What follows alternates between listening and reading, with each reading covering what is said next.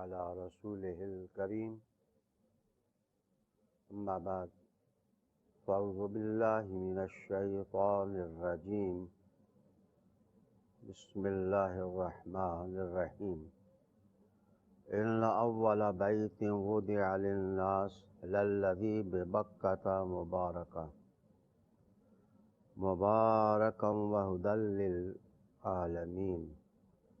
صدق الله مولانا العظيم وبلغنا رسوله النبي الكريم ونحن على ذلك من الشاهدين والشاکرین والحمد للہ رب العالمین۔ اللہ تعالیٰ کی تعریف، ثنا اور اس کی نعمتوں پر اس کا شکر، رسول رحمت صلی اللہ علیہ وآلہ وسلم اور ان کے آل و اصحاب پر درود و سلام۔ ناظرین، آج کا ہمارا عنوان ہے فضائل مکہ۔ تاریخ کی یہ عظیم اور فضیلت مآب گزرگاہ قافلہ انسانیت کی آنکھیں کھول دینے والی ہے۔ قرآن حکیم فرقان مجید کی جس آیہ عظیمہ کا میں نے حوالہ دیا ہے، اس کے اندر مکہ شریف اور حرم کے 15 فضائل ارشاد ہوئے ہیں۔ سب سے پہلی چیز جس کو قرآن حکیم نے موضوع سخن بنایا وہ مکہ شریف کی تاریخی اولیت ہے کہ کہا گیا کہ ان اول بیت وضع للناس، بے شک سب سے پہلا گھر جو وضع کیا گیا لوگوں کے لیے، اس میں مکہ کی تاریخیت کی طرف اشارہ ہو رہا ہے کہ زمین پر جب مد و حجر سے انسانوں نے اپنی کائنات نہیں بنائی تھی، اس وقت بھی مکہ شریف عالم تاریخ کے اندر سورج کی طرح درخشاں تھا۔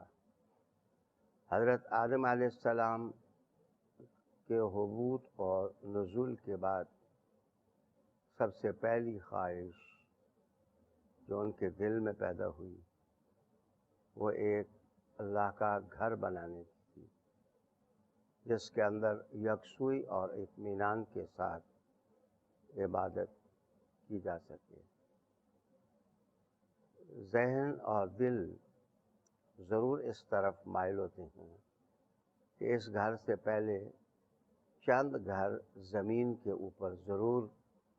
بن چکے ہوں گے، لیکن اگر ان خیموں اور گھروں کی تاریخ بھی متعین کرنے کی کوشش کی جائے تو شاید یہ وہی گھر ہوں گے کہ جہاں پر اس زمین پر بسنے والی پہلی مخلوقات جو نیابت اور خلافت کا تاج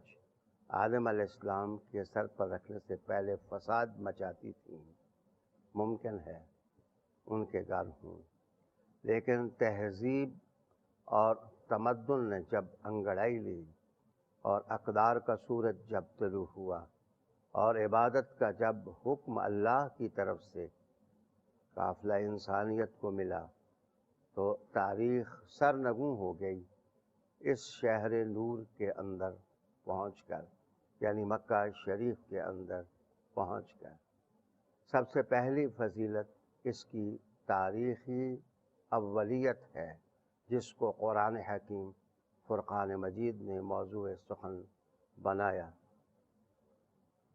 حضرت علی المرتضیٰ کرم اللہ وجہ الکریم سے ایک روایت رسالت مآب صلی اللہ علیہ وسلم کے درخشاں قول کی گئی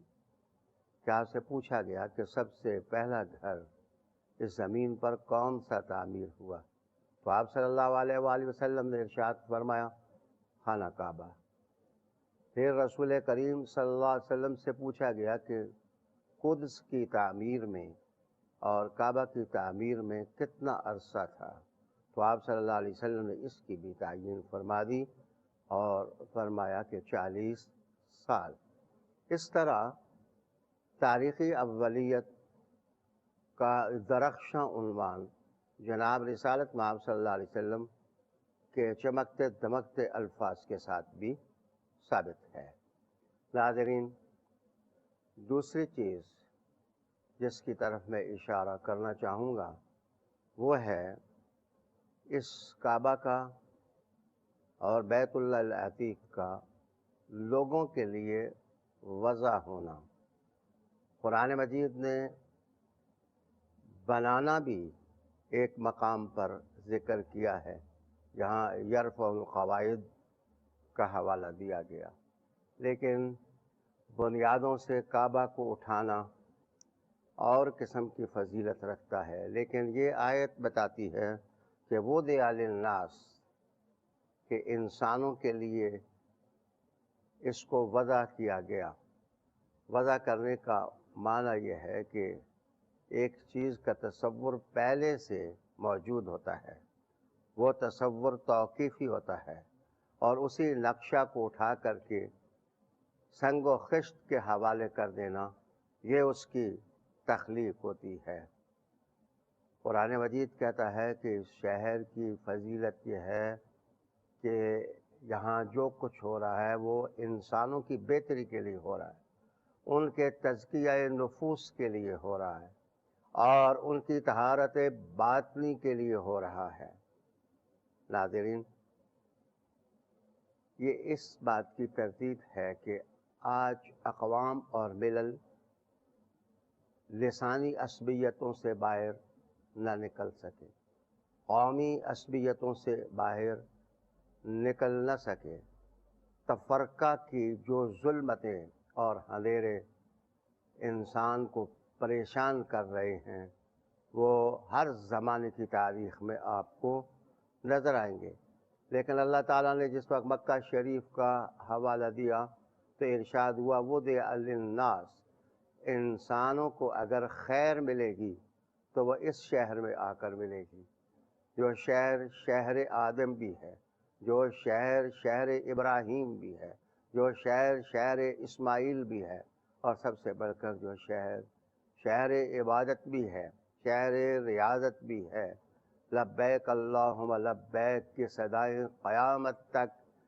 اس شہر سے گونجتی رہیں گی۔ یہ الفاظ غور طلب ہیں۔ وضع للناس، قرآن مجید تعصب کی کتاب نہیں ہے، قرآن مجید حسد اور بغض کی کتاب نہیں ہے، بلکہ حسد، بغض، رقابت اور قبائلی عصبیتوں کو مٹا دینے والی کتاب ہے۔ اسی کتاب کے سینہ سے یہ آواز گونجی ان اکرمکم عند اللہ اتقاکم، کہ تم میں سے فضیلت مآب شخص وہ ہے جسے تقوی کی دولت ملی۔ ناظرین، اس کے بعد تیسری چیز جو قابل ملاحظہ ہے وہ یہاں اس شہر کا بقا ہونا۔ قرآن مجید نے اس کو ام القریٰ بھی کہا، قرآن مجید نے اس کو بلد معظم سے بھی تعبیر کیا۔ یہ شہر مکہ کے نام سے بھی معروف ہے، اور یہاں اس شہر کا نام بقا لیا گیا۔ بقا کا معنی کیا ہوتا ہے؟ زبیدی حنفی لکھتے ہیں کہ گردن توڑ دینا، اور گردن توڑ کر کے کسی کو ختم کر دینا، یہ بقیتوں کا معنی یہ ہوگا۔ اور یہ ترجمہ بھی لسان العرب میں کیا گیا، فنا کر دینا اور تباہ کر دینا۔ شاید اس لفظ کے اندر اس تاریخی حقیقت کو سمو دیا گیا ہو، شاید نہیں، یقیناً کہ یہ وہ شہر ہے اور یہاں وہ گھر ہوگا کہ کوئی سرکش لیڈر اگر کوشش کرے گا کہ اس شہر کے تقدس کو پائمال کرے اور اس کعبہ کو گرائے تو یہ شہر بذات خود بکا ہے۔ بکا یہ ہے کہ جو توڑنے کے لیے آئیں گے ان کی گردن نقاش فطرت خود توڑ دے گا۔ گویا جو اس کو فنا و تباہ کرنے کے لیے آئیں گے وہ خود ہی فنا و تباہ ہو جائیں گے۔ تاریخ کی بقا کا ایک وسیع اشارہ اس آیہ معظمہ کے اندر موجود ہے۔ ناظرین، چوتھی بات بیان کرنے سے پہلے یہ بھی وضاحت کر دوں کہ حضرت عبداللہ ابن عباس سے جو روایت حضرت مجاہد نے لی ہے وہ کہتے ہیں مقام فج سے لے کر کے مقام تنعیم تک یہ اصل میں بکا ہے، اور اس کا عکس بھی نقل کیا گیا کہ مقام فج سے مقام تنعیم تک یہ بکا ہے، اور یہ روایت بھی موجود ہے صحابہ رضی اللہ تعالیٰ عنہ مجمعین سے کہ جتنے حصے پر کعبہ شریف کی تعمیر ہوئی وہ بکا ہے، اور اس کے علاوہ جو ہے وہ مکہ ہے۔ حرم کی ساری زمین کو مکہ سے تعبیر کیا جائے گا، لیکن جتنی جگہ پر کعبہ شریف ہے اس کو سرزمین بکہ سے تعبیر کیا جائے گا۔ رب کریم نے یہ جو فضیلت مآب الفاظ ارشاد فرمائے ہیں یہ زمین بکہ کی عظمتوں کی طرف اشارہ ہے۔ اس کے بعد کہا گیا کہ یہ مبارکہ، کہ اس شہر کی ہر چیز برکت والی ہے، اس شہر کی ہر چیز کے اندر وسعت ہے، اور اس شہر کے پتھروں اور یہاں کی چٹانوں سے بھی آپ فضیلتوں کا درس اور سبق حاصل کر سکتے ہیں، اور تعمیر باطن اور تعمیر اخلاق کا فلسفہ اور حکمت آپ یہاں پہنچ کر کے سیکھ سکتے ہیں۔ حجر اسود برکت ہی برکت، ملتزم برکت ہی برکت، ہجر اور حتیم برکت ہی برکت، میزاب رحمت برکت ہی برکت، طواف کوئے جانا برکت ہی برکت، صفا اور مروہ بذات خود برکتوں کی تاریخ، اور یہاں حاجیوں، زائرین، عمرہ کرنے والوں کا آنا جانا برکت ہی برکت، نسلیں متبرک، دل برکت مآب، اور سینے اللہ کے ذکر سے لبریز، ان تمام برکتوں کی طرف بس ایک ہی لفظ کے ساتھ اشارہ کیا گیا، مبارکن، کہ یہ شہر برکتوں والا ہے۔ ناظرین، کسی شہر میں کوئی ایک تاریخی شخصیت یا روحانی شخصیت اپنے قدوم میمنت نواز سے اس شہر والوں کی جھولیوں میں برکتیں بانٹے تو حوالہ بھی بڑا مضبوط ہوتا ہے، لیکن اس شہر کی عظمتوں کو سلام کہ اس شہر میں آدم علیہ السلام سے لے کر کے نوح علیہ السلام تک، اور پھر وہاں سے انبیاء کے قافلے، اور ابراہیم علیہ السلام، اسماعیل علیہ السلام، ان کی اولاد باسوام ائمہ ہدایت، اور پھر بذات خود رسول کریم صلی اللہ علیہ وسلم کی ذات ستودہ صفات، پھر آل بیت کے قافلے، کوئی ایسا برکتوں والا قدم نہیں ہے جو اس شہر میں نہ لگا ہو، اور فرشتے ہجوم در ہجوم رحمتوں کے خزانے لے کر آسمان سے اترتے ہی رہے اور اتر ہی رہے ہیں۔ ان سب چیزوں کی طرف اس آیت نے مبارکہ کہہ کر کے اشارہ کیا۔ ناظرین، اس سے آگے بڑھتے ہوئے پھر میں کہوں گا ہدی للعالمین، کہ تمام جہانوں کے لیے ہدایت ہے۔ یہ بات کسی خطیب و ادیب کی نہیں، یہ جملہ اللہ رب العالمین کا ہے، اور یہ بیان صداقت مآب اللہ تعالیٰ کا ہے، اور یہ کلام ربانی صحیفہ کا ہے، قرآن حکیم کا ہے، کہ یہ شہر، یہ مکہ، یہ بکہ، اس کی تاریخ، اس کے اندر ادا کیے جانے والے شعائر اور یہاں جو مناسک ادا کیے جاتے ہیں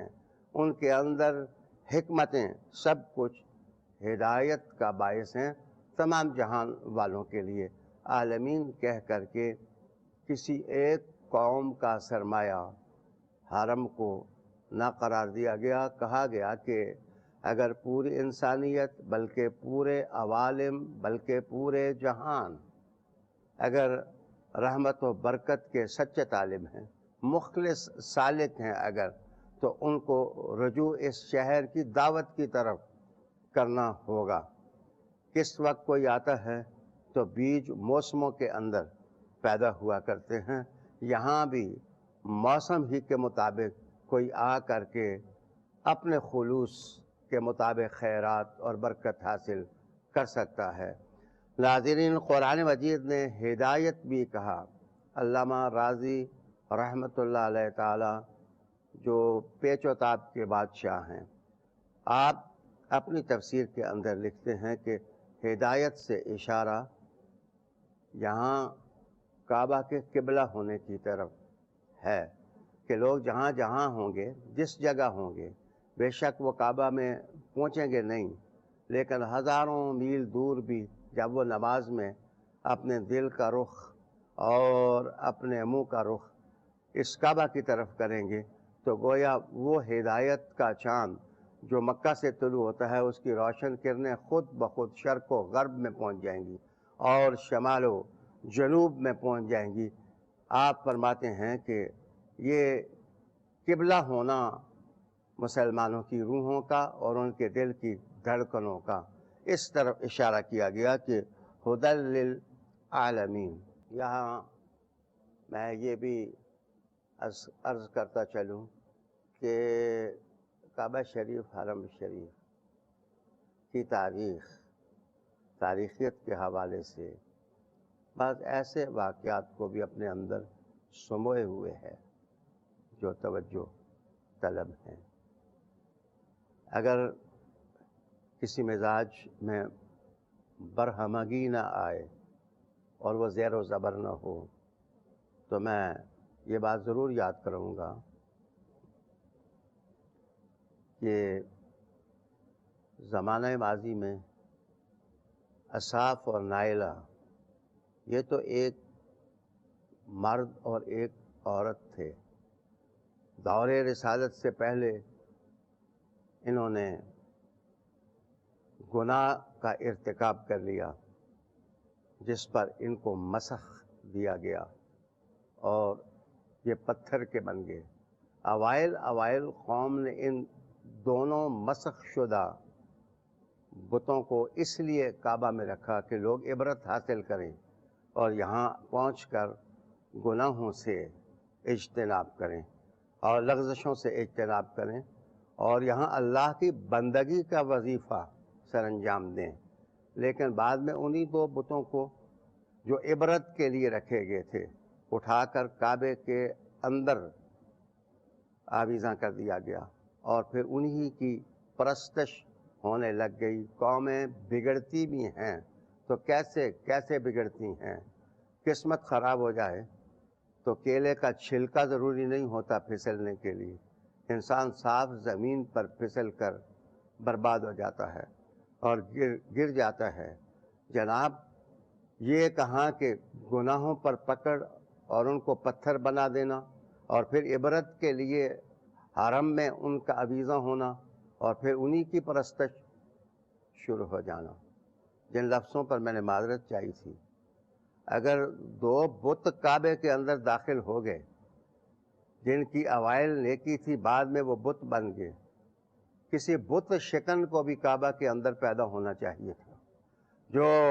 اس کعبہ کے پیٹ اور چھاتی میں پیدا ہو اور اشارہ ہو کہ اگر بت آئے ہیں تو بت شکن بھی آیا ہے۔ حضرت علی المرتضیٰ رضی اللہ تعالی عنہ کی ولادت کعبے کے اندر ہوئی، آپ مولود کعبہ ٹھہرے۔ اب تاریخ کے اس سنگم پر غور سے دیکھو کہ نائلہ اور اصحاب حرم میں گھسے کیسے۔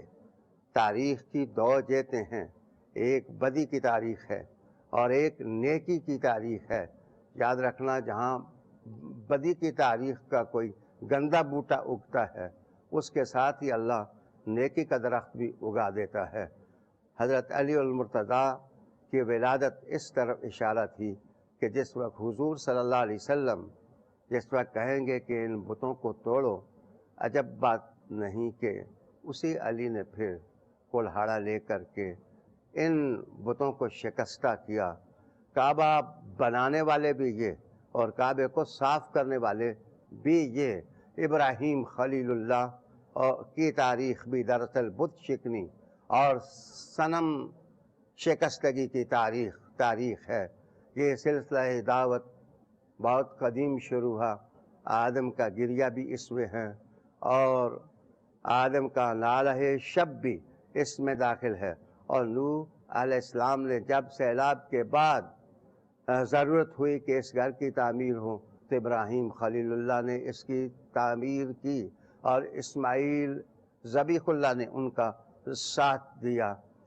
عروج و زوال ساتھ ساتھ چلتے ہیں، رات اور دن ساتھ ساتھ چلتے ہیں۔ رب کریم نے ہدی للعالمین کہہ کر کے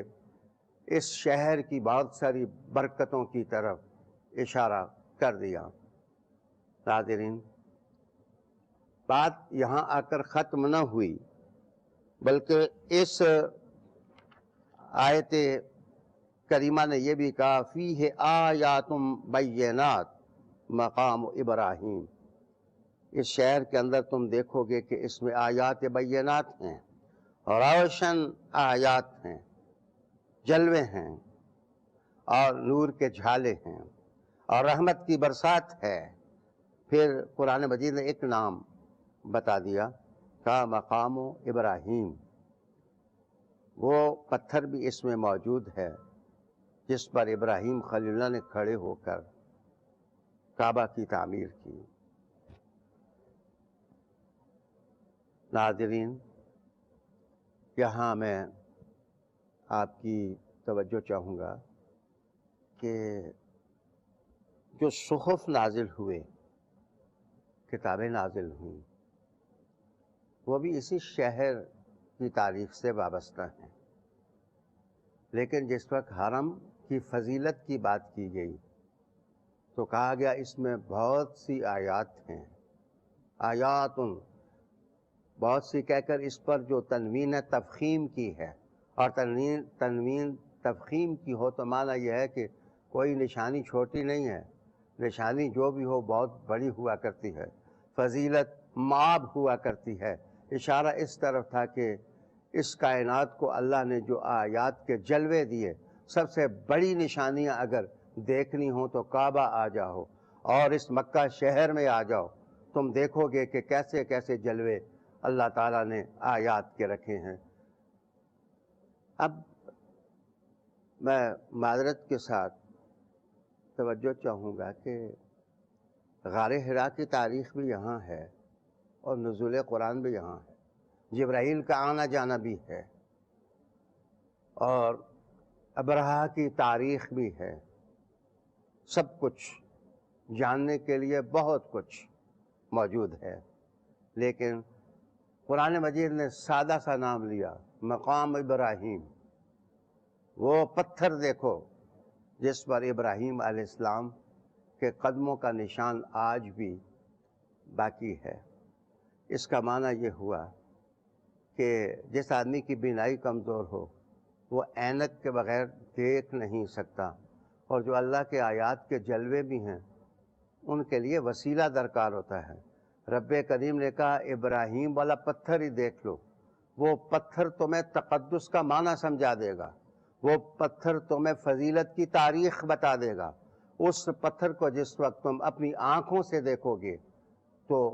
تمہارا دل حیرتوں کی وادی میں جا کر کے حیرت کا پیکر بن جائے گا کہ ایک پتھر، سخت پتھر، اس کے اندر یہ نشان جیسے موم کے اندر یہ پاؤں کا نشان بن گیا ہو۔ معنی یہ تھا کہ جو ابراہیم کو سمجھ جائے گا رب ابراہیم کو بھی مان لے گا، اور جو اسماعیل کو جان لے گا وہ رب اسماعیل کو بھی جان لے گا، اور جو محمد صلی اللہ علیہ وسلم کو جان لے گا وہ رب محمد کو بھی مان لے گا۔ قرآن مجید نے یہ لطیف اشارہ کیا، فیہ آیات بینات مقام ابراہیم۔ اور مزے کی بات یہ ہے کہ قرآن مجید نے یہ کہا واتخذوا من مقام ابراہیم مصلی، اسی ابراہیم کے پاؤں کے نشان والا جو پتھر ہے اس کے پاس تم مصلی بنا لو، تمہارا امام یہاں کھڑا ہو، اور وہ دنیا بھر سے آئے ہوئے مسلمانوں کی امامت کرے۔ معاف کریے، یہ کیا دل آویز تاریخ ہے کہ ساتھ ساتھ شرک کے کانٹے بھی چنے جا رہے ہیں، اور ساتھ ساتھ محبت کے کرینے بھی دیے جا رہے ہیں، اور گل پاشی بھی ہو رہی ہے، اور ایک طرف تاریخ شرک کو مٹایا جا رہا ہے اور دوسری طرف اللہ والوں سے محبت کو بنایا جا رہا ہے۔ کہا گیا مقام ابراہیم، اور پھر کہا واتخذوا من مقام ابراہیم مصلی۔ اس کا مطلب یہ ہے کہ ہدایت اللہ کے ہاتھ میں ہے، دلوں کو جس وقت وہ چاہے تو صاف کر دیتا ہے، اور جس وقت اللہ کسی سے ناراض ہو جائے تو بندہ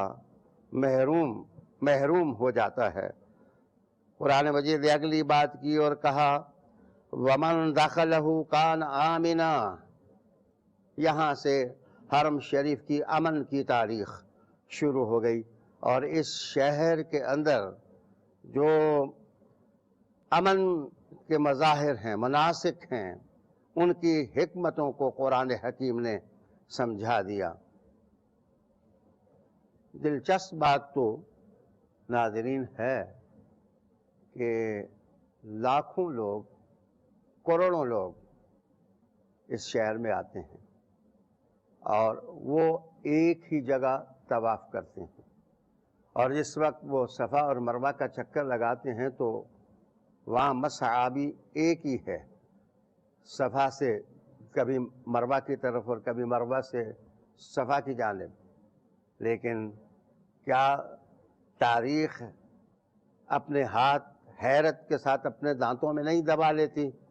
کہ کوئی کسی کو اذیت نہیں دے رہا، کوئی کسی کو دکھ نہیں دے رہا،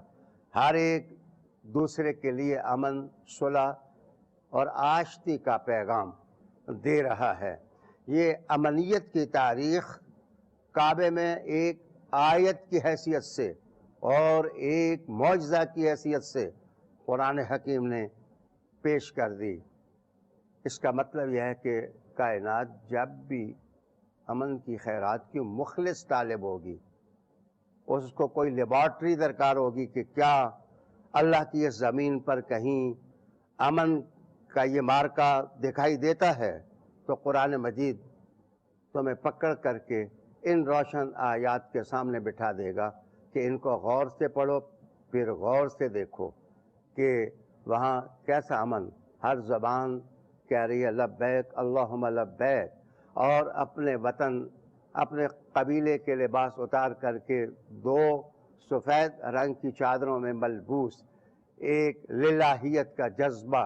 اور ایک ہی لگن اور ایک ہی جنون اور ایک ہی عشق جو وہاں دیکھا جا سکتا ہے۔ قرآن حکیم فرقان مجید نے یہاں اس کو وَمَن دَخَلَهُ كَانَ آمِنًا سے تعبیر کیا۔ پھر حج کی برکات کی طرف اشارہ کیا گیا، وَلِلَّهِ عَلَى النَّاسِ حِجُّ الْبَيْتِ مَنِ اسْتَطَاعَ إِلَيْهِ سَبِيلًا۔ رسالت محمد صلی اللہ علیہ وآلہ وسلم نے ارشاد فرمایا کہ جو شخص اس گھر کا حج کرتا ہے، اللہ تعالیٰ اس کے گناہوں کو اس طرح معاف کر دیتا ہے جیسے کہ ایک پہلے دن کا نومولود بچہ ہوتا ہے اور اس کے لیے کسی گناہ کا تصور نہیں ہوتا۔ حاجی، زائر، یہاں آنے والے کو اللہ تعالیٰ یہ رحمت اور برکت عطا کرتا ہے۔ صرف اتنا ہی نہیں، برکات کے ہجوم میں میں یہ بھی عرض کرتا چلوں کہ کہیں آب زمزم کا چشمہ اور خاتم کے اندر عبادت کا اپنا مزہ، کہیں مفسرین والعلماء کا کعبے کے سائے میں بیٹھ کر پڑھنا اور پڑھانا، علم بانٹنا اور علم دینا۔ آب زمزم کے کنارے ایک مرتبہ حضرت علی المرتضیٰ سیاہ امامہ باندھے تشریف فرما تھے۔ حضرت عبداللہ ابن عباس سے سیکھنے والے تلامذہ ہجوم کیے ہوئے تھے، تو آپ نے ایک بات بیان کی تو کہا یہ کس سے سیکھی؟ تو آپ نے ایک لطیف اشارہ کیا، وہ دیکھو یہ زمزم کے کنارے کون بیٹھا ہے، یہ میرے استاد ہیں، میں نے ان سے سیکھا ہے، میں نے رسالت محمد صلی اللہ علیہ وسلم کی شریعت کے رموز اور اسرار ان سے پائے ہیں۔ میرے دوستو، علماء کے قافلے، صحابہ کے قافلے، تابعین کے قافلے، اور پھر میں یہ لطیف لفظ بھی سامنے لے آؤں، کبھی عبد القادر جیلانی کا ہاتھ اٹھا کر کے گریہ زاری کرنا اور شیخ سعدی کا نقشہ کھینچنا کہ عبد القادر جیلانی را دیدہ در حرم کعبہ، کعبہ شریف میں عبد القادر جیلانی کو دیکھا گیا، کبھی خواجہ غریب نواز کا جانا اور کبھی مخادیم سادات کا وہاں تشریف لے جانا، ائمہ ہدایت کا وہاں تشریف لے جانا، محدثین کا وہاں جانا، امام بخاری کا بیٹھنا سیکھنا، امام مسلم کا سکھانا اور ابن ماجہ کا جانا، نسائی کا آنا اور جانا اور مولا علی سے محبت کا اظہار کرنا، یہ سب ایک تاریخ ہے جو مکہ پہنچ کر کے ہی بندہ سیکھ سکتا ہے۔ یہاں اب میں وقت کی کیاریوں کے اندر مختصر لمحوں میں گلکاری کروں کہ جیسے ایک ایک دانہ 700 دانے تک پہنچ جاتا ہے۔ میرے حضور نے کہا کہ کعبہ شریف کے عبادت گزار کو سمجھنا چاہیے یہ وہ شہر ہے کہ جہاں ایک کے لاکھ بن جاتے ہیں، نمازیں ایک کی لاکھ ہو جاتی ہیں، تلاوتیں ایک آیت کا ثواب لاکھ دفعہ پڑھنے کا ثواب بن جاتا ہے۔ یہ اسی شہر کی برکتیں ہیں۔ اور پھر اس پر بھی مزد ذات یہ کہ قرآن حکیم نے کہا کہ لا اقسم بہذا البلد وانت حل بہذا البلد ووالد وما ولد،